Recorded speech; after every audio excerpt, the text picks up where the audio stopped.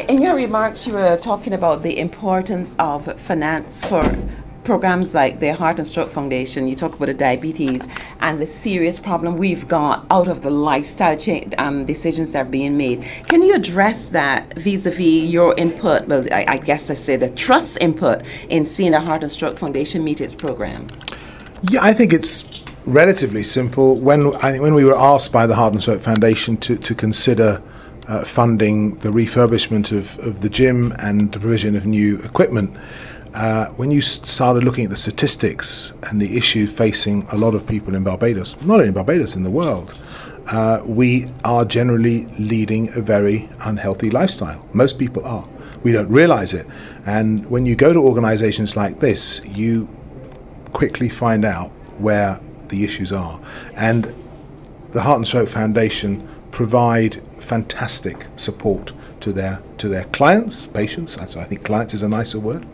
And just actually speaking to some earlier, I'm amazed at the progress they've made. And I think I remarked when I was speaking to everybody that I myself realized that I was overweight.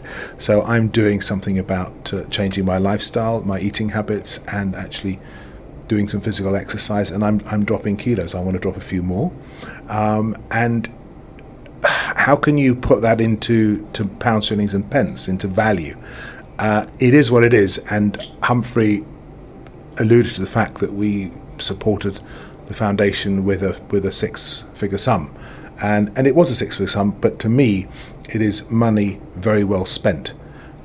At least I believe it's money well spent. I will only know how well that money was spent when you see the results. But just talking to the patients today, and there's one particular lady who started here at 350 pounds. Now that's a lot of weight, and she's now down to 270, and she wants to get down to 210, and she says she can do it.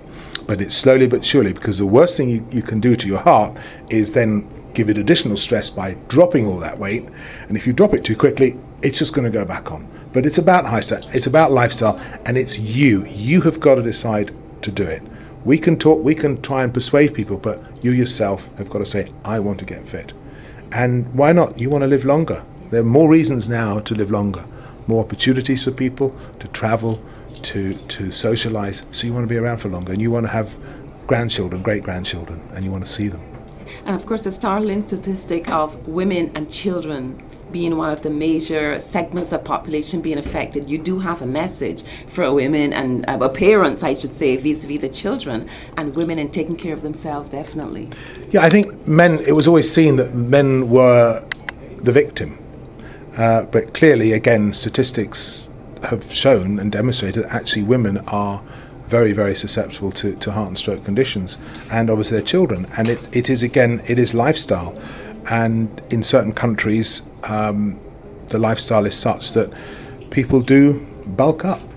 And on Saturday, I was delighted to address an audience when the Prime Minister opened the Maria Holder Diabetes Centre for the Caribbean. I'm on the board of the Barbados Diabetes Foundation, and when we looked to build the centre, that was a wish of my late mother's, we then decided actually this is not just about people of Barbados, this is about people of the Caribbean and sending the correct message. But when you heard those statistics, which is, I think, again linked to heart and stroke, it all links together. Again, diabetes, 14% of the population, the Prime Minister said, that's something like 18,000 people are affected.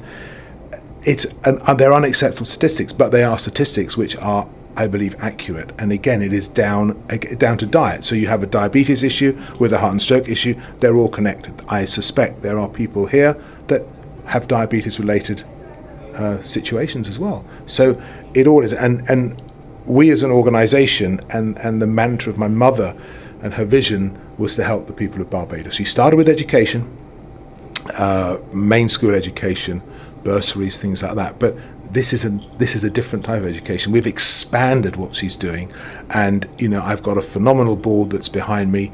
I'm indebted to my brother-in-law Chester. He's just been a brick in all of this, and my project management team are fabulous, and we're out there. We're looking for projects. We invite Barbadians to come up with initiatives. We invite organisations to come to us and tell us what they're doing, And if they need help, times are hard now. If they need help, we will do our utmost to help them. We're here for the people of Barbados. I love this country. I'm a Bayesian in inverted commas. I'm settled here. I have a lovely home here. I have a really feel-good factor about what I'm doing in Barbados. And whilst Barbados gives me the luxury of a lovely environment, lovely weather, everything that goes with it, I want to give back. And my board wants to give back and sort of say thank you, Barbados. So we're here to help, and come and find us. Can you tell us how the nursery program with the government is going? What's on the horizon in that project? The nursery school program. Oh, we're really going off. We're really going off piece here. I know. We grab you. No, it's fine. It's fine. Well, the first school that was built in Sharon, so that's about 2 years ago now. The first Maria Holder nursery school is up and running. It's literally oversubscribed. They would love to double the size. I was actually there yesterday with the principal, and with my daughter we were reading to some of the children, which is something that I like to do. Sort of go there and see these kids. They are our future. I don't like talking until the ink is dry, but it's pretty dry. We have the understanding of a memorandum of understanding with the government. The Prime Minister and his ministry are very keen on this, but we have agreed in principle to build for the government another 6 nursery schools.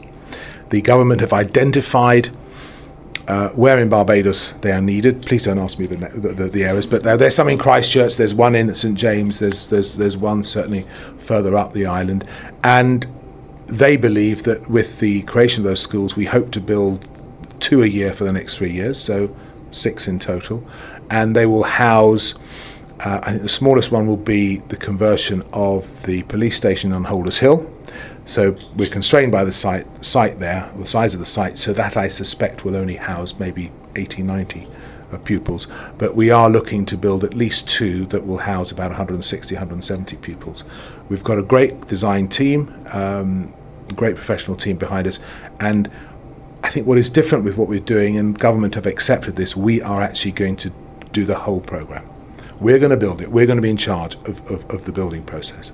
And very forward thinking, that the government really appreciate our design.